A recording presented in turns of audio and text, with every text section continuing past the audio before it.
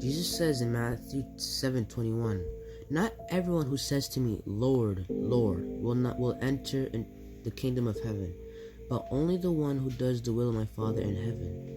Many will say to me on that day, 'Lord, Lord, did we not prophesy in your name? Did we not drive out demons in your name? Did we not do mighty deeds in your name? Did we not do—' Then I will declare to them solemnly, 'I never knew you. Depart from me, you evildoers.'"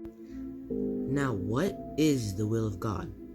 The will of God is doing what Jesus has done by loving one another, forgiving one another, being honest, going away from sexual immorality, stop sinning, stop lying, and all that. And we should pray that God's will happens because His will is better than ours. In Proverbs 3 it says, "Trust in the Lord with all your heart. On your own intelligence do not rely. In all your ways be mindful of Him, and He will make straight your paths." We should trust in the Lord and have His will be done, not ours, because when it's our will leads to destruction, but His will leads to straight paths.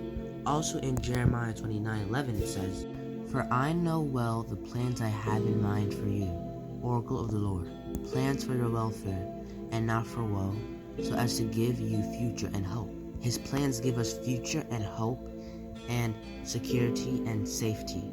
Lastly, another reason why we should have God's will and not ours is in Romans 12:2, which says, "Do not conform yourself to this age, but be transformed by the renewal of your mind, that you may discern what is the will of God, what is good and pleasing and perfect."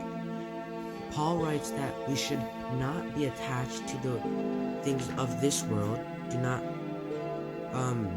conform ourselves to this age, but we should be transformed with our minds to concern the will of God, to know it, and to do what is good and pleasing and perfect, not just for us, to God, because God is love, God is perfect, God is kind, God is good. And so that is why it's important to have God's will and not our will. Yeah, thanks for watching, and I hope you learned something from it, and yeah,